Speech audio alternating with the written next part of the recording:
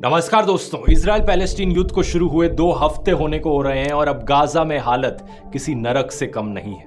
9 अक्टूबर से इजराइल ने गाजा पर एक टोटल ब्लॉकेड लगा रखा है। इसका मतलब खाना, दवाइयों की सप्लाई, पानी की सप्लाई और बिजली तक कट ऑफ कर दी है इजराइल ने गाजा में। ऊपर से लगातार बमबारी जो हो रही है वो, और गाजा में जो दृश्य देखने को मिल रहे हैं वो बहुत खौफनाक हैं। इस फुटेज को देखिए, पूरे के पूरे मोहल्ले चकनाचूर हो चुके हैं। ये वो बिल्डिंगें थी गाजा में जिन्हें इजरायली एयर स्ट्राइक्स के द्वारा टारगेट किया गया। एस्टिमेट्स के अनुसार 2800 से ज्यादा पैलेस्टीनियन सिविलियंस मारे जा चुके हैं।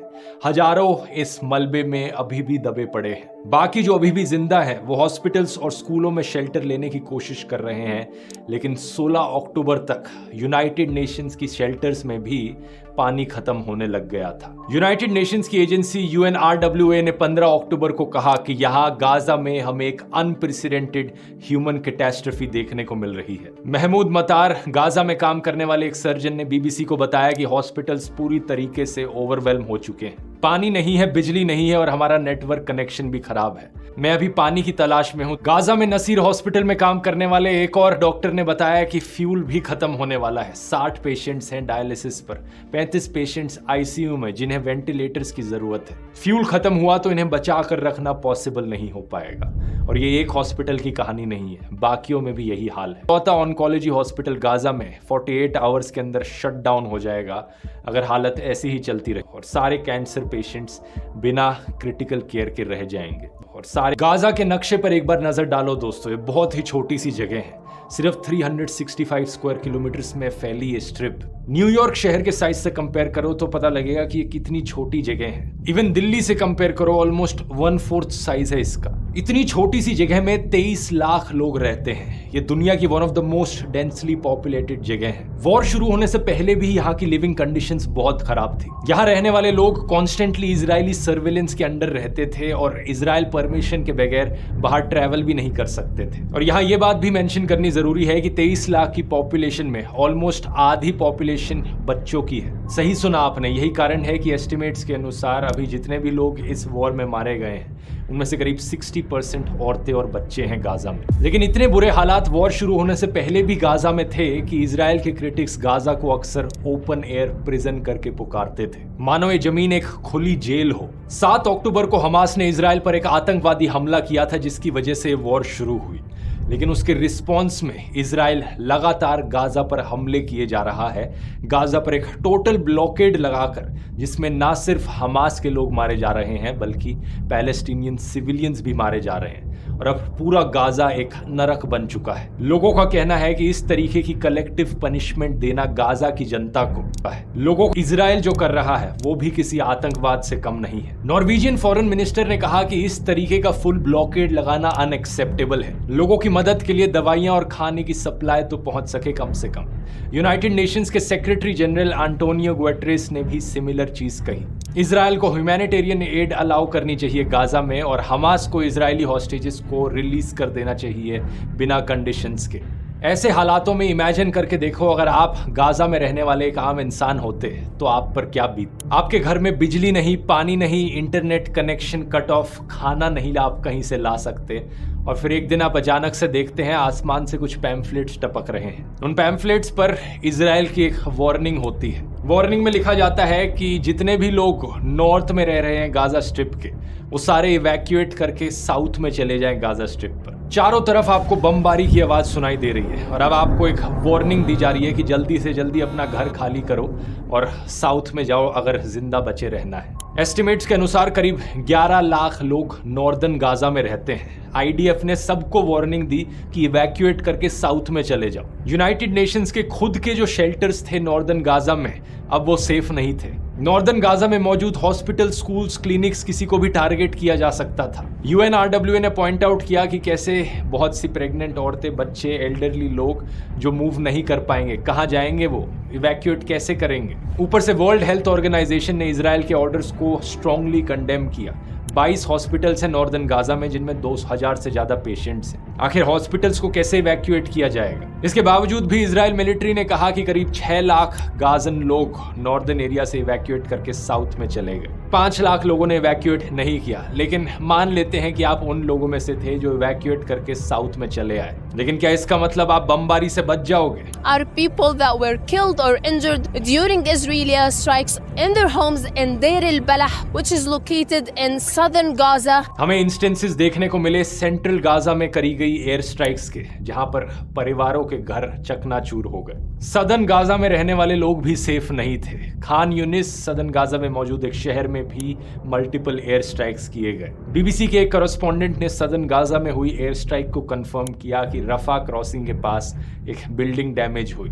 इनके अनुसार रफा क्रॉसिंग पॉइंट वाले एरिया पर इजराइल ने कम से कम 3 बारी हिट किया। ये एरिया काफी इंपॉर्टेंट है, जरा गौर से देखिए इस जगह को। रफा बॉर्डर क्रॉसिंग, गाजा और इजिप्ट के बीच ये बॉर्डर क्रॉसिंग है, क्योंकि अगर गाजा में कोई जगह सेफ नहीं है तो लोग ऑब्वियसली गाजा से बाहर जाने की सोचेंगे। एक तरफ समुद्र है जहां जाया नहीं जा सकता, दो तरफ इजराइल का देश है जहां ऑब्वियसली नहीं जाया जा सकता। तो इकलौती जगह जो आपके लिए भागने के लिए बची वो साउथ में इजिप्ट का देश, और एक ही बॉर्डर क्रॉसिंग यहाँ पर मौजूद है, ये रफा बॉर्डर क्रॉसिंग। तो आप ऐसी सिचुएशन में होते तो क्या करते? बमबारी से बचने के लिए गाजा छोड़कर भागने की कोशिश करते। हजारों लोगों ने यही कोशिश करी, राफा बॉर्डर पर इकट्ठे हो गए, लेकिन इजिप्ट इस बॉर्डर को खोलने को तैयार नहीं है। इजिप्ट और बाकी और अरब देशों का कहना है कि अनएक्सेप्टेबल है कि पैलेस्टीनियन रेफ्यूजीज उनके देशों में आकर रहने लगे, क्योंकि पैलेस्टीनियंस की उनकी अपनी जमीन है, उनकी अपनी जमीन से उन्हें बाहर नहीं निकाला जा सकता। इस सब के बीच ये वॉर एस्केलेट होने का खतरा भी मंडरा रहा है, क्योंकि इजराइल और लेबनान में भी क्लैशेस देखने को मिले। इजराइल के नॉर्थ में है लेबनान का देश, जहां पर हिजबुल्लाह मिलिटेंट ग्रुप ऑपरेट करता है। हमास ग्रुप की तरह हिजबुल्लाह को भी ईरान के द्वारा बैक किया जाता है, और हिजबुल्लाह और इजराइल के बीच में ऑलरेडी एक वॉर हो चुकी है साल 2006 में, जो 1 महीने तक चली थी। अभी क्या हुआ है, पिछले कुछ दिनों में हिजबुल्लाह और इजराइल के बीच में ब्रीफ रॉकेट फायरिंग देखने को मिली है। 16 अक्टूबर को एक एंटी टैंक मिसाइल फायर की गई थी लेबनान से, जो कि नॉर्दर्न इजराइल के एक टाउन में गिरी, जिससे 3 लोग घायल हो गए। इजराइल ने अपने सिविलियंस को ऑर्डर किया है कि वो लेबनान के पास के बॉर्डर को इवैक्यूएट कर दे। खतरा यहां पर सबसे बड़ा ये है कि हिजबुल्लाह एक्चुअली में हमास से ज्यादा खतरनाक है और ज्यादा पावरफुल है। इनके पास लाखों रॉकेट्स और मिसाइल्स हैं जो इजराइल में कहीं पर भी अटैक कर सकती हैं। ऊपर से ईरान के देश ने भी वार्निंग दी है इजराइल को कि अगर इजराइल ग्राउंड इन्वेजन करने की कोशिश करेगा गाजा पर, यानी अपनी आर्मी को गाजा के अंदर भेजेगा ग्राउंड पर, तो उसे और जगह से रिस्पॉन्स देखने को मिल सकता है। यहां पर यह चीज भी नोट करने वाली है कि करीब 900 Indian troops Israel Lebanon border पर स्टेशन्ड है। ये यूनाइटेड नेशंस की पीस कीपिंग फोर्स का एक हिस्सा है, United Nations interim force in Lebanon. हमारे इंडियन ट्रूप्स वहां पर 1978 से रहे हैं, और 15 अक्टूबर को अभी रिपोर्ट किया गया कि एक रॉकेट शेल सदर्न लेबनान में उस साइट के आसपास गिरी। हालांकि कोई कैजुअलिटीज थैंकफुली नहीं रिपोर्ट की गई। ये सवाल अभी भी एक बहुत बड़ी मिस्ट्री है कि हमास 5000 से ज्यादा रॉकेट्स कैसे इकट्ठे कर पाया गाजा में, और कैसे इजराइल को इसके बारे में बिल्कुल नहीं पता चला। पिछले वीडियो में मैंने बताया था कि इजिप्ट ने ऑलरेडी वार्निंग दी थी इजराइल को कि एक हमला होने वाला है। बाद में पता चला कि अमेरिका को भी इसके बारे में इंफॉर्मेशन थी और उन्होंने भी वार्निंग दी थी इजराइल को। 28 सितंबर का एक अपडेट था मल्टीपल स्ट्रीम्स ऑफ इंटेलिजेंस के द्वारा कि हमास रॉकेट अटैक्स कर सकता है बॉर्डर के अक्रॉस। 6 अक्टूबर को अटैक से एक दिन पहले अमेरिकन ऑफिशियल्स ने रिपोर्ट सर्कुलेट करी थी कि हमास के द्वारा अनयूजुअल एक्टिविटी देखने को मिल रही है, अटैक अब कभी भी हो सकता है। वॉशिंगटन डीसी में मौजूद एक मिडिल ईस्टर्न डिप्लोमेट ने CNN को बताया कि कैसे उनकी सरकार रिपीटेडली वार्न कर रही थी व्हाइट हाउस और यूएस इंटेलिजेंस ऑफिशियल्स को कि हमास के हथियारों का एक बिल्डअप देखने को मिल रहा है। इन्होंने ये भी कहा था कि ये हथियार इतने ज्यादा हैं गाजा में उनके पास कि ये बियॉन्ड एनीबडीज इमेजिनेशन है। तो जाहिर सी बात है, सवाल यहाँ पर ये उठता है कि क्या इजराइल की सरकार को इस हमले के बारे में पहले से पता था और फिर भी उन्होंने कुछ नहीं किया। यहाँ पर इजराइल की इंटरनल पॉलिटिक्स पर भी एक नजर डालो। इसकी बात मैंने इस वाले वीडियो में करी थी कि पिछले कुछ सालों से इजराइल की पॉलिटिक्स काफी अनस्टेबल रही है। बहुत सी इलेक्शंस हुई हैं और अभी के जो करंट प्राइम मिनिस्टर हैं बेंजामिन नेतन्याहू, उन पर फ्रॉड का चार्ज लगा है, ब्रीच ऑफ ट्रस्ट का चार्ज लगा है और 3 अलग अलग स्कैंडल्स में रिश्वत लेने का चार्ज लगा है। एलिगेशंस है कि बड़े बड़े बिलियनियर्स ने इन्हें पैसे दिए। ये इस चीज को डिनाई करते हैं, लेकिन करप्शन ट्रायल चलने लग रहा है नेतन्याहू के खिलाफ, जिसमें केस 1000, केस 2000 और केस 4000 है। ये ट्रायल्स पेंडिंग है और मैंने इस वाले वीडियो में बताया था कि कैसे प्रधानमंत्री नेतन्याहू यहाँ पर जुडिशरी में अदला बदली करने की कोशिश कर रहे हैं, इस प्रोसेस को बदलने की कोशिश कर रहे हैं कि कैसे जजेस की सिलेक्शन होती है। इजराइल की जनता इस चीज को लेकर सड़क पर आ गई थी और पूरे देश भर में प्रोटेस्ट भी देखने को मिले थे कुछ टाइम पहले। यहाँ राहत इंदौरी की वही लाइनें याद आती हैं, सरहदों पर बहुत तनाव है क्या, कुछ पता तो करो, चुनाव है क्या। जब से वॉर शुरू हुई है, नेतन्याहू ने इमरजेंसी पावर्स का इस्तेमाल करके अपनी जगह बरकरार रखी है। अगर ये वॉर नहीं होती, उनके खिलाफ करप्शन ट्रायल चलता, तो क्या उन्हें अपनी प्रधानमंत्री की पोजीशन से नीचे उतरना पड़ता? ये भी एक सवाल है। इसके अलावा एक और आरोप जो नेतन्याहू पर लगाया जा रहा है कि इन्होंने खुद हमास ग्रुप को बढ़ावा देने की कोशिश करी थी पास्ट में। एक तरफ थे दोस्तों महान इजरायली प्राइम मिनिस्टर यित्जहाक राबिन, जिनकी बात मैंने इजराइल पैलेस्टीन के हिस्ट्री वाले वीडियो में करी थी।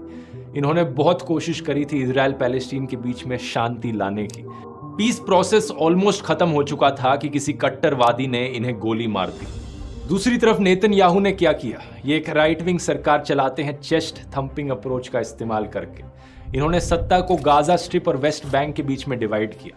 जो असली में लेजिटिमेट पैलेस्टीनियन अथॉरिटी है और पैलेस्टीनियन प्रेसिडेंट है, उन्हें इग्नोर किया और हमास, जो कि एक आतंकवादी संगठन है, उसके साथ इनडायरेक्ट नेगोशिएशंस करने की कोशिश करी इजिप्ट के थ्रू। टेलीग्राफ के इस आर्टिकल को देखिए, how Benjamin Netanyahu empowered Hamas and broke Israel. और ये वाला 18 अक्टूबर का आर्टिकल, ये तो टाइम्स ऑफ इजराइल की ही खबर है। For years Netanyahu propped up Hamas, now it's blown up in our faces. इसमें लिखा है, कई रिपोर्ट्स के अनुसार नेतन्याहू ने खुद कहा था कि हमें ट्रांसफर ऑफ फंड्स करना चाहिए गाजा में, ताकि एक सेपरेशन बनाई जा सके वेस्ट बैंक में मौजूद पैलेस्टीनियन अथॉरिटी के बीच में और गाजा में मौजूद हमास के बीच में। अगर ये दरार बनी रहेगी तो पैलेस्टीनियन स्टेट कभी नहीं बन पाएगी। इनकी एक कट्टरवादी पॉलिटिकल पार्टी के एक एक्सट्रीम राइट विंग पॉलिटिशियन ने स्टेटमेंट कही थी 2015 में कि इजराइल की पॉलिसी है पैलेस्टीनियन अथॉरिटी को एक बर्डन की तरह ट्रीट करो और हमास को एक एसेट की तरह ट्रीट करो। इजरायली सरकार ने कतार से आने वाले करोड़ों रुपए के सूट केसेस को गाजा में एंटर करने दिया हमास को बेनिफिट पहुंचाने के लिए 2018 में। ये जो सारी बातें मैं आपको बता रहा हूं, हो सकता है आपको शॉकिंग लग रही हो, लेकिन इजराइल में ज्यादातर आम जनता इन बातों के बारे में ऑलरेडी जानती है, क्योंकि थैंकफुली इजराइल का जो मीडिया है अभी भी आजाद है, सरकार की गोदी में नहीं बैठता। यही कारण है कि लेटेस्ट पोल्स के अनुसार नेतन्याहू की जो अप्रूवल रेटिंग है वो बड़ी तेजी से गिरती जा रही है जब से वॉर शुरू हुई है। एक रीसेंट पोल किया गया था, उसके अनुसार सिर्फ 29% लोग अब नेतन्याहू को सपोर्ट करते हैं। ये एक ऑल टाइम लो रीच कर चुका है। इजराइल में खुद अब प्रोटेस्ट देखने को मिल रहे हैं इनकी सरकार के खिलाफ। लोग अपना गुस्सा नेतन्याहू पर निकाल रहे हैं, प्लेकार्ड्स हाथ में लिए, Bibi you have blood on your hands, go to jail Bibi. एक और इंसिडेंट में गुस्से से भरे लोगों ने इजरायली कैबिनेट मिनिस्टर के ऊपर चिल्लाया हॉस्पिटल के बाहर, और मिनिस्टर को वापस मुड़ के जाना पड़ा।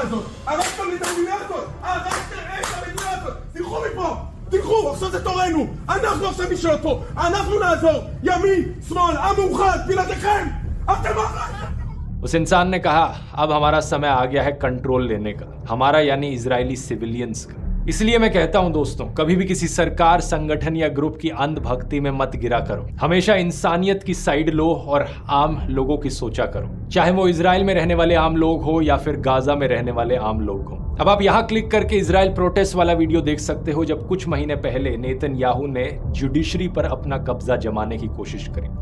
बहुत बहुत धन्यवाद।